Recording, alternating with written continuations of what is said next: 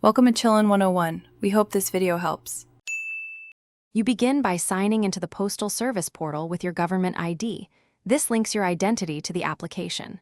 Once logged in, upload a clear scan of your ID and address proof, then attach a passport-style photo.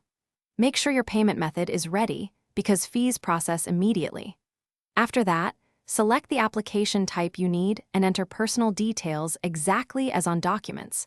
Small mismatches cause delays, so double-check spelling and dates before moving forward. Once done with basic setup, you will reach the detailed form section where accuracy matters. Enter names, dates, and ID numbers exactly as on your documents.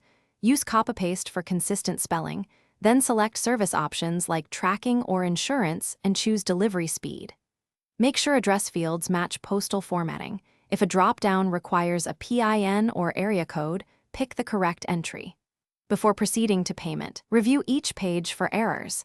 This avoids rejected applications. You finish by making the payment and confirming submission. Immediately download or screenshot the receipt.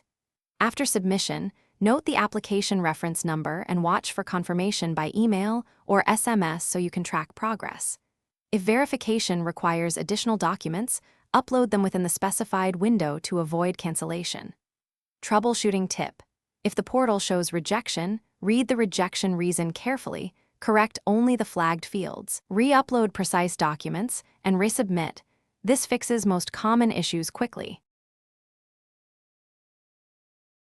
Thanks for watching. Consider subscribing if we helped you.